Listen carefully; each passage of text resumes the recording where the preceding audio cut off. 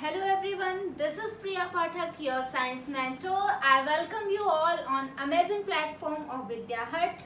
तो कैसे हैं आप सभी लोग? होप सो आप सभी लोग बहुत ज़्यादा अच्छे होंगे। तो फिर आज के क्लास में हम स्टार्ट करते हैं हमारी फिजिक्स, जो हम पढ़ने वाले हैं लाइट, रिफ्लेक्शन एंड रिफ्रैक्शन, जो कि क्लास 10th की फिजिक्स का चैप्टर नंबर 1 है।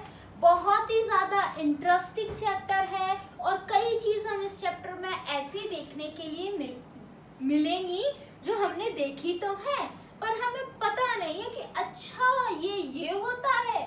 ऐसी वाली फीलिंग इस चैप्टर में आने वाली है। और एक छोटी सी वो बात जो आपको अच्छी नहीं लगेगी, ये कि ये चैप्टर थोड़ा सा ज़्यादा लेंथी है, मतलब कि चैप्टर थोड़ा सा लंबा जाएगा, टाइम लगेगा। एक लेक्चर में हम इसको कंप्लीट नहीं करेंगे। ये आपके इसमें हम काफ़ी सारे टॉपिक आज के क्लास में कवर करेंगे, लेकिन फिर आगे के जो बचेंगे टॉपिक उनको हम आने वाली क्लासेस में कवर कर देंगे। तो टाइम को बिना वेस्ट किए, कुछ भी बिना सोचे हम क्या करते हैं, हमारे लेक्चर को स्टार्ट करते हैं। तो चैप्टर स्टार्ट करने से पहले सबसे पहले हम जान लेते हैं इस चैप्टर में हमें टॉपिक्स क्या क्या कवर करने हैं, हमें पढ़ना क्या क्या है। तुम्हें एक ओवरव्यू मिल जाएगा ना कि पढ़ना, मैम आपने तो पहले ही बता दिया इतना बड़ा चैप्टर है, फिर भी हम टॉपिक्स देख लेते हैं, ठीक है। तो आइए जरा पहले टॉपिक्स देखते हैं।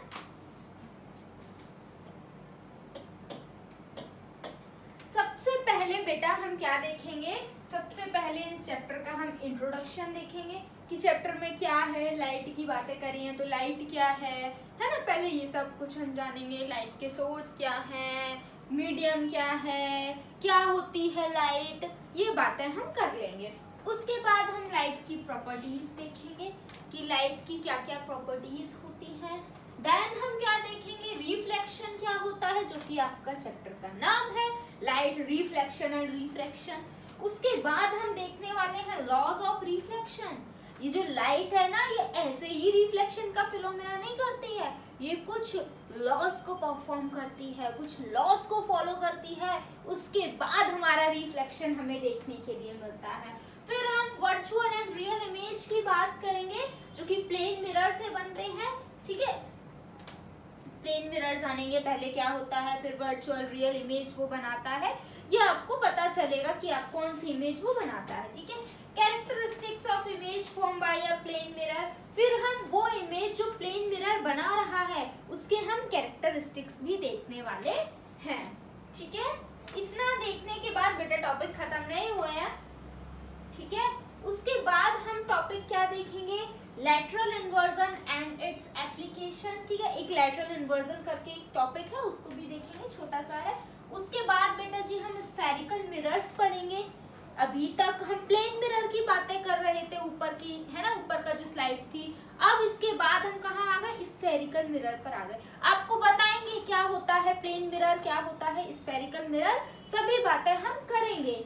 Properties of concave mirror, concave mirror की क्या क्या प्रॉपर्टीज होती है। जो स्फेरिकल मिरर है ना बेटा, ये 2 टाइप्स का होता है, एक कॉनकेव एक कॉन्वेक्स। तो जब हम स्फेरिकल मिरर पढ़ेंगे तो उसके टाइप्स पढ़ लेंगे। फिर उसके बाद टाइप में हम प्रॉपर्टीज देखेंगे कि कॉनकेव मिरर की क्या क्या प्रॉपर्टीज होती हैं। देन बेटा जी हम देखेंगे कॉन्वेक्स मिरर की प्रॉपर्टीज, कि कॉन्वेक्स मिरर की क्या क्या प्रॉपर्टीज होती हैं। उसके बाद कुछ कॉमन टर्म्स हैं जो कि स्फेरिकल मिरर से रिलेट करते हैं, जैसे कि पोल क्या होता है, रेडियस क्या होता है, प्रिंसिपल एक्सिस क्या होती है, फोकस क्या होता है, ये सभी टर्म हम जानेंगे। सेंटर ऑफ कर्वेचर क्या होता है, रूल्स फॉर मेकिंग अ रे डायग्राम्स बाय स्फेरिकल मिरर। फिर हम रूल्स देखने वाले हैं कि स्फेरिकल मिरर से हम जो रे डायग्राम्स बनाएंगे ना, तो वो कुछ रूल्स को फॉलो करते हुए लाइट जाएंगी। जो रे जाएगी ना, ऐसे ही नहीं जाएगी कि हम भेज रहे हैं उस डायरेक्शन में जा रहे हैं। हम रूल्स पढ़ेंगे कि अगर कोई प्रिंसिपल एक्सिस से रे पास हो रही है तो वो हमेशा रिफ्लेक्शन के बाद फोकस से जाएगी, है ना, फोकस से पास होती हुई जाएगी। और कोई रे अगर फोकस से जा रही है तो वो parallel to the principal axis चली जाएगी। ये बातें हम करेंगे धीमे धीमे आगे करेंगे, ठीक है। रे diagrams for image form by a concave mirror, फिर हम रे डायग्राम्स देखने वाले हैं कॉनकेव मिरर से कैसे कैसे बनते हैं, अलग अलग पोजीशंस पर अलग अलग ऑब्जेक्ट को रख के। देखिए हम क्या करेंगे, कॉनकेव मिरर बनाएंगे, फिर जैसे मैंने टर्म्स बताया ना, centre of curvature, pole, focus, इन अलग अलग जगह पर हम ऑब्जेक्ट को रखेंगे। फिर हम देखेंगे वो अलग अलग जगह पर ऑब्जेक्ट रखने पर इमेज कहाँ कहाँ बन रही है कॉनकेव मिरर में, ठीक है। जब सबसे पहले हम कहाँ रखेंगे, ऑब्जेक्ट को इन्फिनिटी पे रख देंगे, सबसे पीछे, हमें पता ही नहीं है कहीं रखा है, कहीं बहुत दूर रखा है कॉनकेव मिरर से, ठीक है। इन्फिनिटी पे रखा है, कहाँ है ये नहीं पता हमें। When object is beyond C, जब सेंटर ऑफ कर्वेचर के बियॉन्ड होगा ऑब्जेक्ट, हम वहां भी रखेंगे। फिर हम सेंटर ऑफ कर्वेचर पर ही रख देंगे। आपको बताऊंगी मैं क्या होता है सेंटर ऑफ कर्वेचर, क्या होता है पोल। When object is placed between the pole and center of curvature, हम एक बार क्या करेंगे, उसके इतना रखने के बाद हम ऑब्जेक्ट को पोल और सेंटर ऑफ कर्वेचर के बीच में रखेंगे। उसके बाद हम क्या करेंगे, सीधे फोकस पे रख देंगे, sorry focus and centre of curvature के बीच में रखेंगे। उसके बाद हम क्या करेंगे, डायरेक्ट आपके फोकस पर रख देंगे। देन बेटा हम क्या करेंगे, उसके बाद when object is between the pole and focus, फिर उसके बाद हम ऑब्जेक्ट को पोल और फोकस के बीच में रखेंगे। उसके ये हमारे रे डायग्राम्स इतने ही बनने हैं, 6 रे डायग्राम्स बनेंगे। इतना देखने के बाद हम क्या देखेंगे, यूज देखेंगे कि ये कॉनकेव मिरर जो हमने इतने इसके रे डायग्राम पढ़ लिए, इतनी बातें कर ली, इसके यूज कहाँ है मैम, क्यों पढ़ाए जा रही हैं आप हमें, तो मैं आपको यूजेस भी बताऊंगी, तब आपको समझ आएगा अच्छा ये पढ़ना इसलिए जरूरी था, ठीक है। रे diagrams of images form by a convex mirror, ऐसा थोड़ी है कि सिर्फ कॉनकेव ही रे डायग्राम्स बनाएगा, हमारा कॉन्वेक्स भी बनाएगा, तो हम कॉन्वेक्स के भी देखेंगे, ठीक है। इसीलिए बेटा ये चैप्टर बड़ा हो जाता है। सबसे पहले हम कॉन्वेक्स में कहाँ कहाँ रखेंगे ऑब्जेक्ट को, सबसे पहले तो हम इन्फिनिटी पे रख देंगे। उसके बाद बेटा जी when object is placed between the pole and infinity, और एक हम और रखेंगे पोल और इन्फिनिटी के बीच में। यहाँ पर हम दो ही जगह ऑब्जेक्ट को रख के देखेंगे और हमारे रे डायग्राम्स हो जाएंगे खत्म। उसके बाद हम यूजेस इसके भी देख लेंगे। फिर हम साइन कन्वेंशन पढ़ेंगे कि ऑब्जेक्ट अगर लेफ्ट साइड में रखा है तो वो माइनस साइन लेंगे या प्लस लेंगे, ऑब्जेक्ट नीचे रखा है तो कौन सा साइन आएगा, ऊपर रखा है मिरर के तो कौन सा आएगा, इधर रखा है मिरर के बिहाइंड द मिरर रखा है तो साइन क्या आएगा। तो हम साइन कन्वेंशन की भी बातें करने वाले हैं। उसके बाद बेटा हम मिरर फॉर्मूला देखेंगे, ये जो हमारा यूज होगा न्यूमेरिकल्स में। Then magnification of spherical mirror, इतनी बातें हैं बेटा जो कि हम किस में पढ़ेंगे, जो कि हम पढ़ेंगे बेटा लाइट रिफ्लेक्शन में। हमारे चैप्टर का नाम लाइट रिफ्लेक्शन एंड रिफ्रैक्शन है ना। तो ये जो मैंने टॉपिक बताया ना, मैं बहुत सॉरी हूँ, आपको इतना बड़ा पढ़ना पड़ेगा, पर बेटा आपके 10th में है, ठीक है। ये जो टॉपिक्स बताए मैंने ये लाइट रिफ्लेक्शन के हैं, ठीक है। जब हम रिफ्रैक्शन पढ़ेंगे तो मैं आपको उन टॉपिक्स को भी बताऊंगी, उसमें भी सेम यही हो जाएगा, लेंस आ जाएगा है ना, लेंस से रिलेटेड डायग्राम्स आएंगे, यूजेस आएंगे, यही सारी चीजें आएंगी, कुछ डिफेक्ट्स आएंगे जो हम देखने वाले हैं, इतना ही है, ठीक है। चलिए आ जाइए, ये तो थे हमारे लाइट रिफ्लेक्शन के टॉपिक्स। अब हम आ जाते हैं हमारे चैप्टर पर। हमारे चैप्टर का नाम है light reflection and refraction. Light, ये बाकी की जो बातें हमने कही, इनको जानने से पहले हम ये तो जान लें कि ये हमारी लाइट होती क्या है। What is a light? Light कुछ नहीं है, लाइट एक फॉर्म ऑफ एनर्जी है।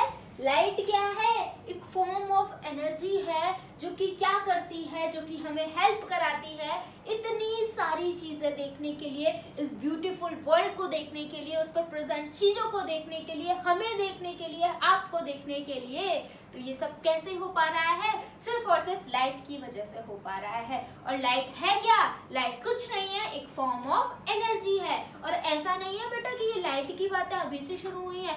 आज से 300 साल पहले, 300 years ago, साइंटिस्ट ने ये लाइट की बातें करना शुरू कर दिया था। हमारे न्यूटन सर, आइंस्टीन, इन लोगों ने लाइट की बातें करना शुरू कर दिया था, जिन्होंने लाइट का डुअल नेचर भी बताया था। कई साइंटिस्ट कह रहे थे जो लाइट है हमारी वो एक पार्टिकल नेचर की है। कई साइंटिस्ट कह रहे थे कि नहीं नहीं भाई, लाइट पार्टिकल नहीं है, लाइट तो वेव है। और पार्टिकल नेचर को कई टाइम तक, बहुत लंबे अरसे तक इस बात को सही माना गया था कि लाइट जो है एक पार्टिकल नेचर है। लेकिन फिर क्या हुआ, कुछ ऐसे फिनोमेना देखने के लिए मिले जो कि आपके लाइट का पार्टिकल नेचर फॉलो कर ही नहीं सकता था। तो साइंटिस्ट को ये प्रूव करना पड़ा कि नहीं नहीं, लाइट पार्टिकल नेचर नहीं है, लाइट तो वेव नेचर है। लेकिन फिर कुछ फिनोमेना आ गए, जैसे फोटो इलेक्ट्रिक इफेक्ट, जो आपकी अभी आपके लेवल का नहीं है लेकिन है। फोटो इलेक्ट्रिक इफेक्ट, जिसमें हमारे सर बोलते हैं कि जो लाइट है ना, ये फोटोन्स के फॉर्म में बाहर जा रही है, क्वांटा ऑफ एनर्जी के फॉर्म में बाहर जाती है। छोटे छोटे स्मॉल पैकेट्स ऑफ एनर्जी होते हैं जिन्हें हम क्वांटा बोलते हैं, ठीक है, उन्हें फोटोन नाम दिया था। तो इस फॉर्म में लाइट जा रही है। तो बड़ी कंफ्यूजन थी कि लाइट वेव है या लाइट पार्टिकल है, लाइट वेव है या लाइट पार्टिकल है। तो ओवरऑल कंक्लूजन ये निकलेगा कि लाइट हमारी दोनों है, दोगली है लाइट बहुत। जब उसको जैसी जरूरत पड़ती है लाइट वैसी हो जाती है। उसको अगर कोई वेव का फिनोमेना करना है तो वो वेव बन जाएगी, उसको कोई पार्टिकल का फिनोमेना करना है तो वो पार्टिकल बन जाएगी। तो लाइट के डुअल नेचर होते हैं, ठीक है, हल्के में मत लेना लाइट को। अभी तो ये आपके लेवल का इतना ही है जो स्लाइड्स में लिखा हुआ है, जो मैं बता रही हूँ, आपको इंटरेस्ट लाने के लिए बता रही हूँ। लेकिन अगर आपको साइंस में इंटरेस्ट है, आगे चल के पढ़ेंगे तो मजा आ जाएगा लाइट पढ़ने में। फिजिक्स केमिस्ट्री दोनों बहुत अच्छे से आपको लाइट पढ़ाने वाली है, ठीक है। आ जाइए, उसके बाद क्या लिखा हुआ है यहाँ पे, light travels along a straight line, straight path. Light हमेशा स्ट्रेट पाथ में ट्रेवल करेगी। आपने खुद भी ये चीज ऑब्जर्व करी होगी, लाइट कभी आपकी ऐसे ऐसे ऐसे ऐसे या फिर ऐसे ऐसे ऐसे ऐसे घूमती हुई नहीं आती है, स्ट्रेट आती है लाइट, ठीक है।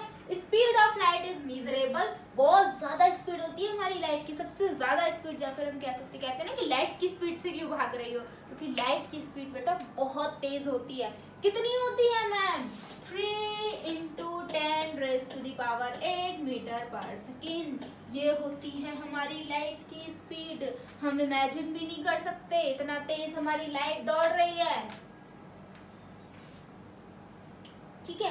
It is a electromagnetic wave that can travel through a medium as well as through a vacuum. ये क्या है, एक ईएम वेव है, एक इलेक्ट्रोमैग्नेटिक वेव है जो कि क्या कर रही है, ट्रेवल कर रही है। कहाँ, मीडियम में। मैम मीडियम क्या होता है अभी बताएंगे ना, मीडियम क्या होता है, स्लाइड है, सब है, बट रुको थोड़ा सा, ठीक है, जिसमें हम बताएंगे कि किसी मीडियम में लाइट कैसे ट्रेवल कर रही है। इवन लाइट हमारी वैक्यूम में भी ट्रेवल करती है। मैम ये वैक्यूम किस चिड़िया का नाम है, बेटा वैक्यूम वो जगह जहाँ पर हमारी एयर नहीं है, एटमॉस्फेयर नहीं है, ठीक है, वहां भी हमारी लाइट ट्रेवल कर जाती है। और इवन ये जो 3 × 10⁸ मीटर पर सेकंड स्पीड बताइए ना, ये वैक्यूम की स्पीड है।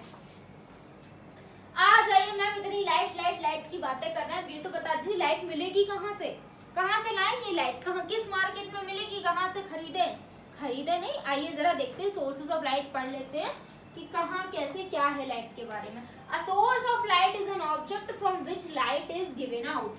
सोर्स ऑफ लाइट का क्या मतलब है, सोर्स ऑफ लाइट का मतलब है हम उस ऑब्जेक्ट की बात कर रहे हैं जहां से हमें लाइट मिल रही है, उस ऑब्जेक्ट की बात कर रहे हैं जहां से लाइट मिल रही है। आप जहां रूम में बैठे होंगे, आप देख रहे होंगे आपके आगे लाइट्स चल रही होंगी, तो लाइट्स की वजह से ही तो आप देख पा रहे हैं आपके आसपास जो चीजें हैं उन्हें। तो सोर्स क्या है, वो जो ट्यूबलाइट लगी हुई है वो एक सोर्स नहीं है क्या लाइट का, बिल्कुल सोर्स है, ठीक है। some sources of light are natural and many others are man made resources। कुछ सोर्सेज लाइट के कैसे होते हैं, नेचुरल होते हैं, जिनमें हमारा कोई लेना देना नहीं है, हमने उनमें कुछ नहीं किया है, वो नेचुरली हमारे अर्थ पर हैं, अर्थ पर नहीं है, अर्थ के बाहर है, कहीं भी सोर्स अर्थ तक लाइट आ रही है, ठीक है, नेचुरल सोर्स से आ रही है, ठीक है, इतना समझो। और कुछ ऐसे हैं जो हमने बनाए हैं थैंक्स टू आवर टेक्नोलॉजी। तो कई तरीके की सोर्स है। The sources of light are of 2 kinds. 2 तरीके के सोर्सेज होते हैं लाइट के, कौन कौन से, एक ल्यूमिनस, एक नॉन ल्यूमिनस। कौन कौन से होते हैं, एक ल्यूमिनस, एक नॉन ल्यूमिनस। देखिए बेटा जी, ये जो आपको दिख रहे होंगे चमकते हुए सुंदर से ब्राइट ऑब्जेक्ट्स, वो आपके क्या हैं, ल्यूमिनस ऑब्जेक्ट हैं। मतलब कि ल्यूमिनस ऑब्जेक्ट वो ऑब्जेक्ट्स होते हैं जिनके पास उनकी खुद की लाइट होती है। इतना ही आपको समझना है, इससे ज्यादा कुछ नहीं समझना, छोटी क्लासेस में बहुत अच्छे से पढ़ा है। Luminous object are those which emit the light on their own. Luminous object वो ऑब्जेक्ट होते हैं जो अपनी खुद की लाइट निकालते हैं। They won't take the help of other object to emit the light। ये कभी भी किसी दूसरे ऑब्जेक्ट की हेल्प नहीं लेते हैं लाइट निकालने के लिए, अपनी लाइट निकालते हैं। एग्जाम्पल, जैसे कि एग्जाम्पल में हमारे स्टार्स आ गए, हमारी बर्निंग कैंडल हो गई, इनकी खुद की लाइट होती है। हम बेटा नॉन ल्यूमिनस है, हमारी खुद की लाइट नहीं है। हम इधर उधर से लाइट लेते हैं तब हम ग्लो करते हैं, तब हम दिखते हैं। तो हम एक नॉन ल्यूमिनस ऑब्जेक्ट हैं। समझे या नहीं समझे? Non-luminous. A non-luminous object is one that does not produce its own light. Non-luminous object वो ऑब्जेक्ट है जो अपनी खुद की लाइट प्रोड्यूस नहीं करता है बेटा मेरा। Although it can still reflect light from other source. लेकिन वो क्या कर सकता है, लाइट को, उसके ऊपर लाइट पड़ रही है, उस लाइट को वो क्या कर देगा, रिफ्लेक्ट कर देगा। अभी बताऊंगी कि ये रिफ्लेक्ट क्या होता है, ये रिफ्लेक्शन होता क्या है। मतलब कि मैं एक नॉन ल्यूमिनस सोर्स हूँ, लेकिन आप मुझे देख पा रहे हैं कैसे? मुझ पर जो लाइट आ रही है, मेरे रूम में लाइट लगी हुई है, मुझ पर लाइट आ रही है, मेरी बॉडी क्या कर रही है, उस लाइट को रिफ्लेक्ट कर रही है, तो आप मुझे देख पा रहे हो। तो क्या हूँ मैं, एक नॉन ल्यूमिनस सोर्स हूँ। इवन ये पैन, इवन ये रिमोट, सब कुछ जो भी आपके आसपास रखा हुआ है वो क्या है, सब एक नॉन ल्यूमिनस सोर्स है। ठीक है। Although it can still reflect light from the other sources. आप ये देख सकते हैं, नॉन आपकी ये बुक्स हो गई, टेबल हो गई, एक कोई गर्ल बैठी हुई है, पेन है ना, ये सब क्या है, नॉन ल्यूमिनस का ही सोर्स है। आइए आगे चलते हैं बेटा मेरा, मीडियम की बातें कर लेते। जैसे मैंने बताया ना कि आपकी जो लाइट है किसी भी मीडियम में 3 × 10⁻8 मीटर पर सेकंड की स्पीड से दौड़ती है। मैम ये मीडियम किसका नाम है, ये होता क्या है, आइए जरा देख लेते हैं। A medium is a substance through which our light propagates or tries to do so. There are 3 types of medium. बेटा मीडियम वो सब्सटेंस है, वो जगह है जहाँ पर हमारी लाइट प्रोपोगेट करती है, जहाँ पर हमारी लाइट जा रही है, घूम रही है, टहल रही है। उस जगह को हम क्या बुला रहे हैं, उस सब्सटेंस को हम क्या बुला रहे हैं, उस सब्सटेंस को हम मीडियम बुला रहे हैं। बेटा मेरा मीडियम 3 तरीके की हो सकती है मैम, कौन कौन सी, transparent, translucent and opaque. Ma'am इन तीनों में क्या डिफरेंस होता है? ट्रांसपेरेंट आपने देखा होगा, ट्रांसपेरेंट वो चीजें होती हैं जिनके आर पार हमें दिखाई देता है, इजीली हम देख सकते हैं ना, एग्जैक्टली वही क्या होती है, ट्रांसपेरेंट होती है। तो ट्रांसपेरेंट ऑब्जेक्ट के थ्रू लाइट हमारी बहुत इजीली पास हो जाती है। इवन हमें लाइट इधर से उधर से दोनों तरफ हमें लाइट का पाथ इजीली विजिबल हो जाएगा। ऐसे ऑब्जेक्ट को हम क्या बुलाते हैं, या ऐसे मीडियम को हम क्या बुलाते हैं, ट्रांसपेरेंट मीडियम बुलाते हैं। मैम ट्रांसल्यूसेंट क्या होते हैं? ट्रांसल्यूसेंट वो मीडियम होते हैं बेटा जिनसे बहुत क्लियरली लाइट नहीं जाती है, जानने की कोशिश करती है, आर पार बिल्कुल हो जाती है, लेकिन पाथ इतना इजीली विजिबल नहीं होता और इतने अच्छे से लाइट हमारी ट्रेवल नहीं कर पाती है, उसे हम बुलाते हैं ट्रांसल्यूसेंट। मैम ओपेक क्या होता है? बेटा जी ओपेक वो मीडियम होता है जिनके थ्रू हमारी लाइट ट्रेवल ही नहीं कर पाती, नहीं जा सकती बेटा, ना हमें पाथ दिखाई देता, ना जा सकती, ना हमें उस ऑब्जेक्ट के अदर साइड दिखाई दे सकता है। ऐसे मीडियम को, ऐसे ऑब्जेक्ट को हम क्या बुलाते हैं, ओपेक बुलाते हैं। आइए जरा एक बार पढ़ लेते हैं क्या लिखा हुआ है। It is a medium through which light propagates easily. ये वो मीडियम है जिनके थ्रू लाइट क्या करती है, इजीली प्रोपोगेट कर लेती है। फॉर एग्जाम्पल वाटर हो गया, ठीक है, वाटर हो गया, ग्लास हो गया, ये सब भी क्या है, एक आपके ट्रांसपेरेंट मीडियम के एग्जाम्पल हैं। ट्रांसल्यूसेंट पे आ जाइए। It is a medium through which light propagate partially, partially propagate करती है, आधी अधूरी, ठीक है।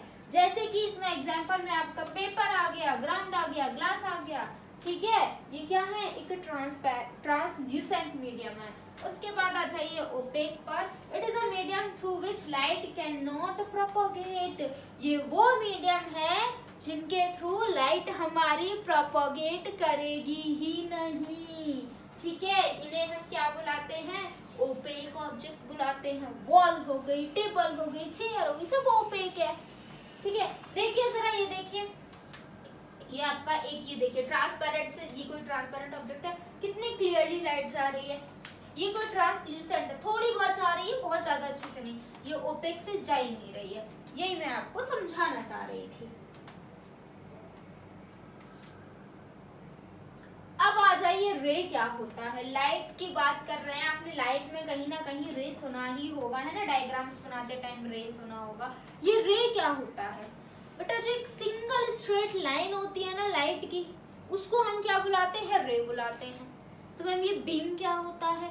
बीम बेटा आपका रे, जब आपकी किसी एक सोर्स से एक लाइन आ रही है तो ये तो हो गई रे। जब किसी सोर्स से बहुत सारी रे आ रही हैं, ये एक ही जगह से आ रही है, ठीक है, यहाँ से यहाँ से यहाँ से, जैसे कि आप इसमें देख पा रहे हैं, तो ये क्या हो गया? ये हो गया बीम। तो बीम क्या है?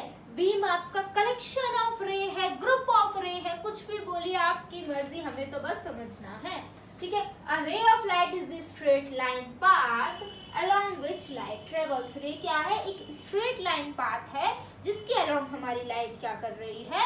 ट्रेवल कर रही है। It is represented by our arrow head on a straight line. इसको हम कैसे रिप्रेजेंट करते हैं? जिस डायरेक्शन में हमारी रे ट्रेवल कर रही है उसकी तरफ हम एरो बनाकर इसको रिप्रेजेंट करते हैं। एरो बनाना बहुत ज्यादा जरूरी है, वरना हमें समझ नहीं आएगा कि हमारी लाइट कहाँ से आ रही है और कहाँ के लिए जा रही है। The arrowhead represent a direction of propagation of light। ये एरो क्या रिप्रेजेंट करता है? डायरेक्शन रिप्रेजेंट कर रहा है कि हमारी जो लाइट है ना, ये किस डायरेक्शन में जा रही है। The number of rays combined together to form a beam of light। ठीक है, नंबर ऑफ रेज, मैंने बताया ना बहुत सारी रेज का कलेक्शन होता है बीम, तो बहुत सारी रेज बेटा मेरा कंबाइन होती हैं और ये क्या बना देती हैं? ये बीम बना लेती हैं। तो ये हमें यहाँ पे क्या बीम दिख रही है? बिल्कुल बीम दिख रही है, ठीक है। आ जाइए आगे चलते हैं, बहुत ज्यादा टाइम नहीं देंगे हम इन चीजों को। रिफ्लेक्शन ऑफ लाइट, में लाइट की बातें बहुत कर ली, अब चैप्टर के दूसरे नाम पर आ जाते हैं। लाइट तो हमने देख लिया ना कि लाइट क्या होता है, मीडियम क्या होता है, बीम क्या होता है, रे क्या होता है, ट्रांसपेरेंट, ट्रांसल्यूसेंट, सब कुछ पढ़ लिया है ना। दैट्स मोर देन इनफ, इससे ज्यादा लाइट के बारे में नहीं जानना है, ठीक है। मैंने तो डुअल नेचर भी थोड़ा सा बता दिया। अब आ जाइए कहाँ पर? अब आ जाइए हमारे जो चैप्टर का सेकंड नेम है रिफ्लेक्शन ऑफ लाइट। क्या होता है रिफ्लेक्शन ऑफ लाइट? एक काम करिए, अपने हाथ में एक बॉल लीजिए और उस बॉल को अपने ये जो फ्लोर है उस पर एक बार मारिए। क्या होगा? वो कहीं ना कहीं बाउंस बैक होके तो जाएगी, हो सकता है आप पर ना आए पर जाएगी वो, ठीक है, कहीं ना कहीं वो बाउंस बैक हो जाएगी। ऐसा नहीं आप जहां मारेंगे वहीं वो रुक जाएगी। ये बाउंसिंग बैक जब लाइट करे ना, इसे ही हम बुलाते हैं रिफ्लेक्शन ऑफ लाइट। मतलब कि जाके वापस आ जाना लाइट का, यही क्या होता है? रिफ्लेक्शन ऑफ लाइट होता है। और इसी रिफ्लेक्शन ऑफ लाइट की वजह से आप मुझे, हम आपको, आसपास चीजों को देख पा रहे हैं, ठीक है। अभी बताएंगे कैसे क्या होता है, अभी बताएंगे। The reflection of light is the phenomena of bouncing back of the light in the same medium on striking the surface of any object। क्या है reflection of light? Reflection of light एक फिनोमिना है। क्या हो रहा है उस phenomena में? इस फिनोमिना में हमारी लाइट बाउंस बैक कर रही है उसी सेम मीडियम में। मीडियम चेंज नहीं हो रही है। मीडियम क्या है? मीडियम वो एरिया है जहां पर हमारी लाइट प्रोपगेट कर रही है, तो उसी जगह पर प्रोपगेट कर रही है, जगह नहीं बदल रही है, डायरेक्शन बदल सकता है, ठीक है। On striking the surface of any object, किसी भी सरफेस के ऑब्जेक्ट पर स्ट्राइक करने पर बाउंस बैक होके आना, उसे ही हम क्या बुला रहे हैं? रिफ्लेक्शन ऑफ लाइट बुला रहे हैं। अभी मैम आपने बोला कि हम एक दूसरे को रिफ्लेक्शन ऑफ लाइट की वजह से ही देख पाते हैं। मैम ऐसे कैसे? होता क्या है, आप अपने आप को मिरर में देखते हैं? बिल्कुल देखते हैं। कैसे देख पाते हैं? देखिए बेटा, होता क्या है, आप जहाँ खड़े हैं वहां पे क्या है, आपकी बहुत सारी आपकी बॉडी के पास से रेज आप ले रहे हैं लाइट से, है ना। फिर क्या हो रहा है, वो रेज जो आपने लाइट से ली है वो आपकी बॉडी से स्ट्राइक होकर कहाँ जा रही हैं? उस मिरर में जा रही हैं। उस मिरर में जाने के बाद क्या हो रहा है, वो फिर से कहीं और बाउंस बैक हो रही है। ये हो रहा है ना, लाइट क्या हुआ, पहले मेरे पास आई, मेरे पास आने के बाद मुझसे रिफ्लेक्ट बैक होकर मिरर में गई, मिरर से रिफ्लेक्ट बैक होके क्या हुआ, फिर कहीं और चली गई। ये जो मल्टीपल रिफ्लेक्शन दिख रहा है ना, इसकी वजह से हम देख पाते हैं।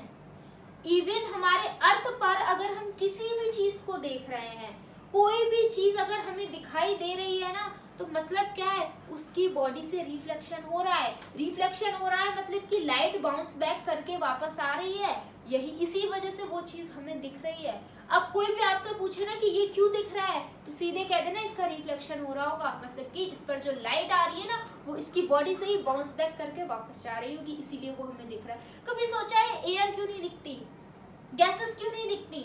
वो भी दिख जानी चाहिए, हमारे अर्थ पर है तो है, ये बात तो सच है, क्योंकि बेटा उनकी बॉडी से कभी भी रिफ्लेक्शन नहीं होता है, उनसे कभी लाइट टकराकर वापस नहीं जाती है, इसलिए वो हमें दिखाई भी नहीं देती हैं। समझे या नहीं समझे? आ जाइए जरा पढ़ लेते हैं। In reflection, the path of light rays change without any change in medium.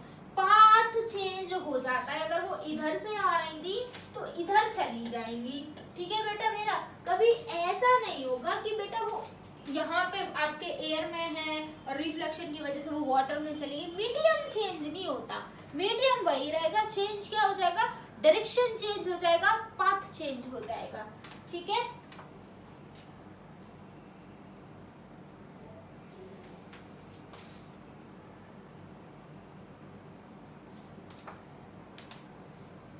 क्या कह रहे हैं, when the reflecting surface is smooth and well polished, the parallel rays falling on the reflect parallel to one another। देखिए क्या कह रहे हैं, light जिस सरफेस से रिफ्लेक्ट हो रही है वो सरफेस अगर स्मूथ है और पैरेलल है तो ये जो लाइट रेज आ रही है जा रही है ये बहुत सिमेट्रिकल प्रोसेस होगा। मान लीजिए आपका कोई सरफेस है ना, ये बिल्कुल स्मूथ है, तो इस पे मान लीजिए यहाँ कोई ऑब्जेक्ट है, उससे कोई एक लाइट आई तो वो स्ट्राइक होकर बाउंस बैक होकर बड़े अच्छे से डायरेक्शन में वापस भी ये जाएगी बेटा मेरा, है ना। ये ऐसे करके बहुत अच्छे से जाएगी, ऐसा नहीं होगा कि कोई भी एंगल से कभी भी जा रही है ना। देख रहे हैं ना कितनी अच्छे से लौट रही है। वही मान लीजिए आपका जो सरफेस है वो सही नहीं है, ऐसा टेढ़ा मेढ़ा ऐसा सरफेस है, रफ सरफेस है, तो अब क्या होगा, ये लाइट इधर से आई इधर चली गई, एक और रे इधर से आई इधर चली गई, फिर एक यहाँ से आ रही है लो यही चली गई, फिर एक यहाँ से आई लो यहाँ चली गई। तो ये आप खुद देख पा रहे हैं यहाँ पर कितने सही सिमेट्रिकल चीजें चल रही हैं। वही यहाँ देखिए कुछ समझ नहीं आ रहा। तो सरफेस पर बहुत ज्यादा डिपेंड करता है कि किस सरफेस से रिफ्लेक्शन हो रहा है, ठीक है, यही बताने की कोशिश कर रही हूँ। देखिए क्या लिखा हुआ है, when the reflecting surface is smooth and well polished, अगर जो हमारा reflecting surface है वो बहुत स्मूथ है, well polished है, the parallel rays falling on it are reflected parallel to one another। जो rays fall कर रही हैं वो बाद में parallel to each other होंगी, ठीक है। The reflected light goes in one particular direction, और जो reflected light होंगी ना वो एक particular direction में जाएंगी। यहाँ पर एक ही direction में जा रही थी, वहां कोई ऐसे कोई ऐसे, ऐसा नहीं होगा। This is regular reflection। इस रिफ्लेक्शन को क्या बुलाते हैं, जो स्मूथ और वेल पॉलिश सरफेस पर हो रहा है इसे हम बुलाते हैं हमारा regular reflection. The smooth and well polished surface which light suffers regular reflection is called a mirror। वो अब ऐसा सरफेस में क्या है, कौन सा है ऐसा सरफेस जिसपे लाइट हमारी इतने अच्छे से जा रही है, ऐसे आती है बिल्कुल उसी डायरेक्शन में जा रही है, तो वो है बेटा हमारा मिरर। मिरर के पीछे किसकी पॉलिशिंग होती है, सिल्वर की पॉलिशिंग होती है। मैम क्यों होती है, लाइट का रिफ्लेक्शन जिससे ज्यादा होने लगता है इसलिए सिल्वर की पॉलिशिंग हो जाती है, या फिर हम करवाते हैं, ठीक है। वही लिखा हुआ है, the smooth and well polish surface which light suffers a regular reflection is called mirror. क्या है वो, मिरर। वही मिरर सबके पास होगा घर में, जो सुबह सुबह उठ के अपने आप को देखते हैं, है ना, उसी मिरर की बातें हो रही है यहाँ पर।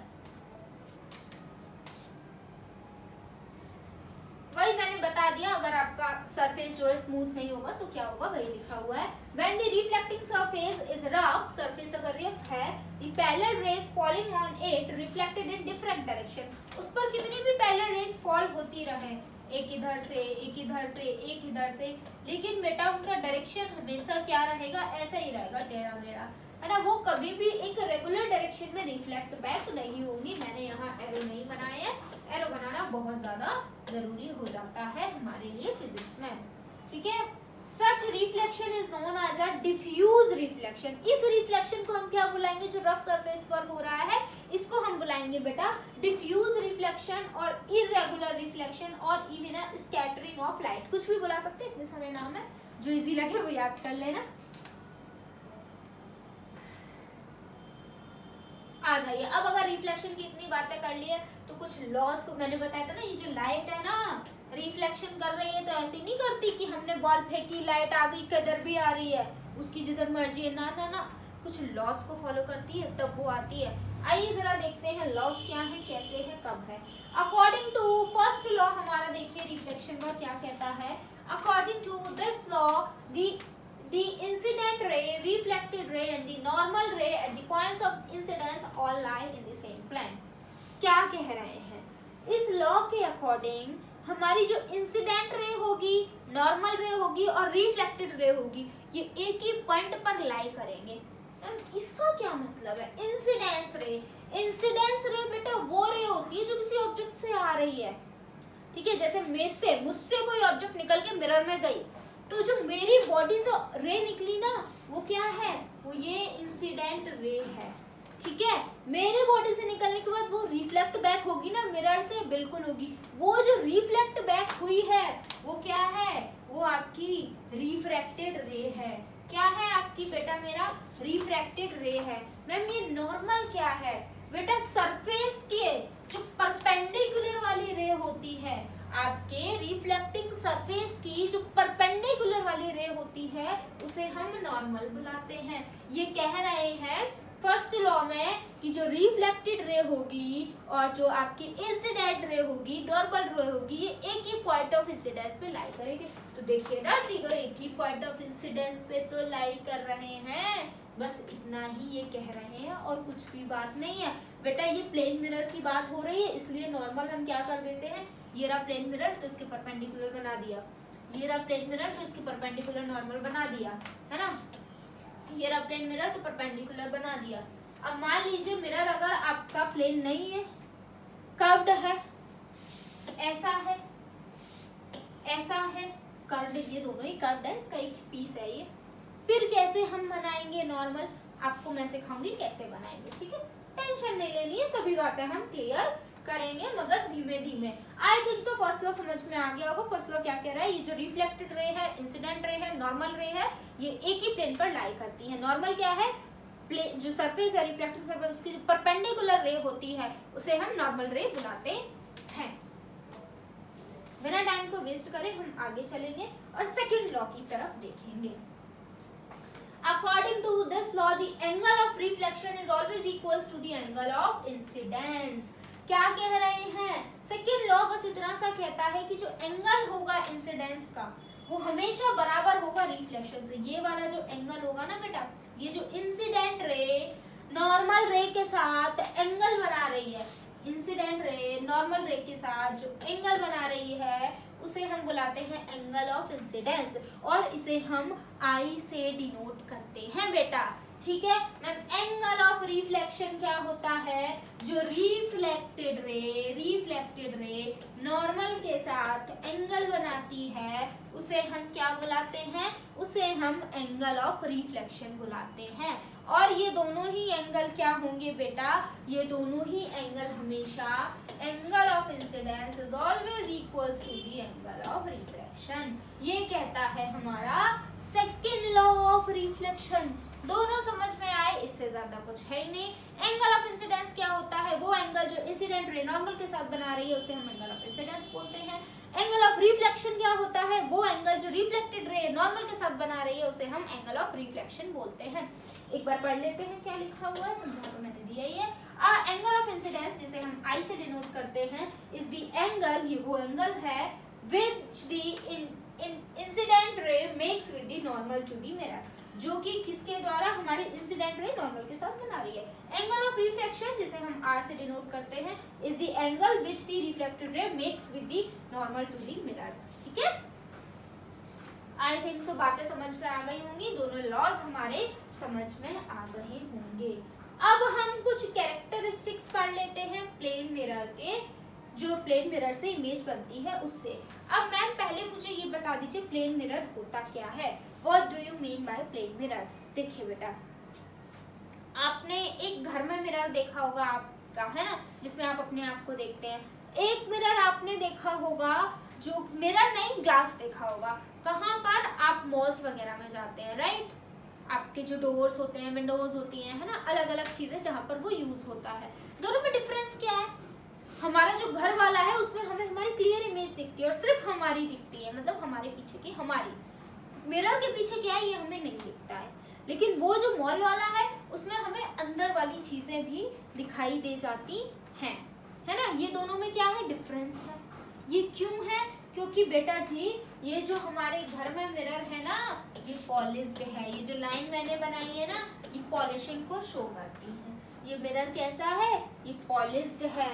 इसलिए हमें क्या है, इसलिए मैं कह रही हूँ इससे बनने वाली इमेजेस बिल्कुल क्लियर होती हैं। और वहां पर जो इमेज होता है, वो जो मिरर होता है वो पॉलिश्ड नहीं होता, इसलिए हमें उसके पीछे का भी दिख जाता है। मैम ये पॉलिशिंग किसकी होती है? बेटा जी सिल्वर की, जिसे हम AG से डिनोट करते हैं।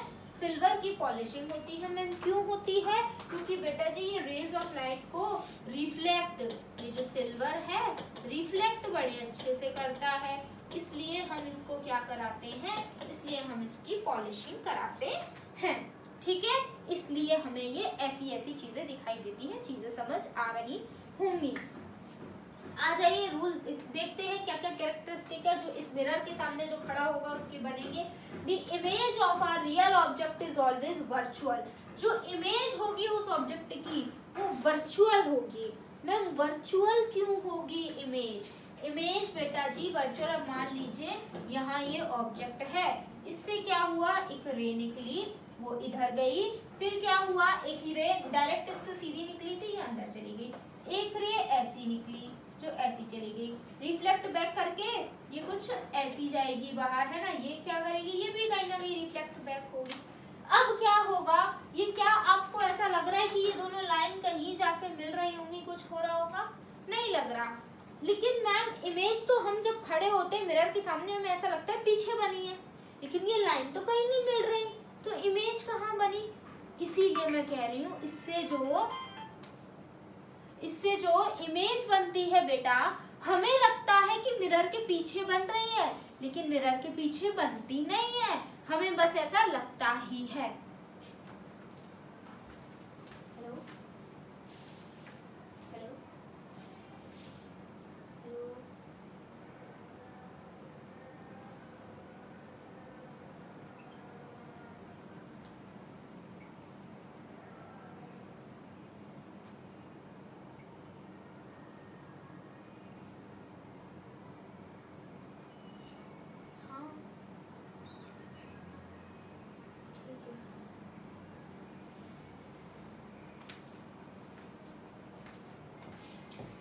हाँ बेटा, तो हमें ऐसा लगता है कि ये जो इमेजेस हैं ये कहाँ बन रही हैं, ये इमेजेस हमारी ये कहीं पीछे बन रही है, पर ये पीछे नहीं बनती हैं मिरर के। तो होता क्या है, अब ये इमेजेस तो ये वाली जो रे है रिफ्लेक्ट होके इधर जा रही है, ये भी कहीं ना कहीं जा रही होगी, तो हम क्या करते हैं, ऐसा रे को पीछे एक्सटेंड कर देते हैं। तो हमें ये खुद तो नहीं मिली है ना रेस, ये जो रिफ्लेक्ट बैक दोनों रेज, ये एक ऑब्जेक्ट है, ये मिरर है, इस ऑब्जेक्ट से एक रे आई, ये बाउंस बैक हो गई, ये एक रे आई, ये भी बाउंस बैक हो गई, ये दोनों कहीं नहीं मिल रही हैं। हमने क्या किया, हमने इसको पीछे जाके इनको एक्सटेंड कर दिया, जो कि हमने जबरदस्ती एक्सटेंड किया है, इसलिए हमें लगता है कि जो इमेज है ना मिरर के हमारे कहीं पीछे बनी है, बल्कि ऐसा होता नहीं है। जिस शीशे में हम देखते हैं वो इमेज हमारी पीछे नहीं बनती है, जो कि हमने इनको जबरदस्ती एक्सटेंड किया है, तो हमें लगता है कि इमेज पीछे की तरफ बनी हुई है। इसलिए बोल रहे हैं कि जो प्लेन मिरर है रियल ऑब्जेक्ट की कैसी इमेज बनाता है बेटा, वर्चुअल इमेज बनाता है। Such an image cannot be taken on screen. इस इमेज को हम स्क्रीन पर नहीं ऑब्टेन कर सकते हैं। The image formed in a plane mirror is always erect. जो प्लेन मिरर से इमेज बनेगी बेटा वो हमेशा इरेक्ट बनेगी। इरेक्ट मतलब सीधी बनेगी। मैं अगर सीधी खड़ी हूँ, मेरा सर ऊपर है पैर नीचे है, तो ऐसी ही बनेगी। ऐसा नहीं होगा कि मैं उल्टा दिख रहा है, पैर ऊपर सर नीचे। इरेक्ट इमेज बनाता है। Upside the object and the vice versa.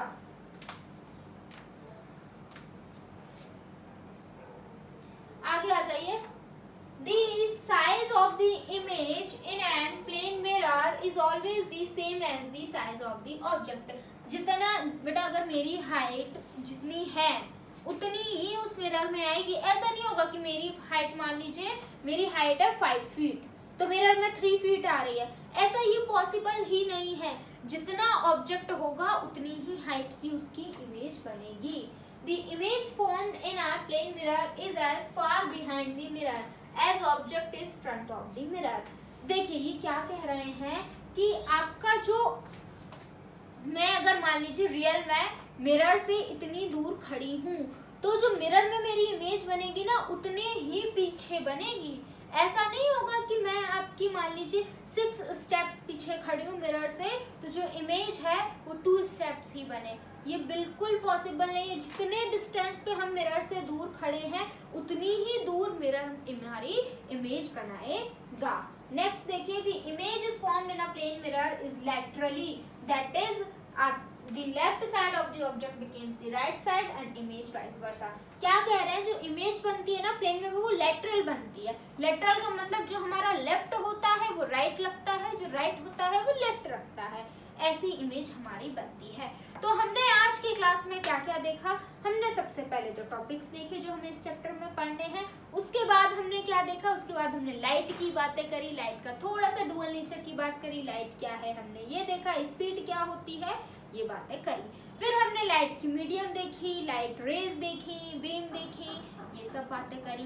Then बेटा हमने क्या पढ़ा, रिफ्लेक्शन ऑफ लाइट पढ़ा। फिर हमने लॉज ऑफ रिफ्लेक्शन पढ़े। लॉज पढ़ने के बाद हमने प्लेन मिरर की बातें करी। फिर हमने देख भी लिया कि प्लेन मिरर जो इमेज बनाएगा उस इमेज के कैरेक्टरिस्टिक कैसे होंगे। तो this is all about this class.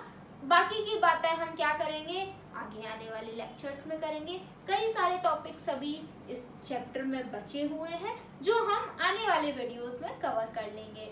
Hope so आज की क्लास आपको अच्छी लगी होगी, तो इसको हम यहीं तक करते हैं। फिर हम मिलेंगे किसी और क्लास में। Till then keep learning and keep practising. Thank you for watching me. जय हिंद।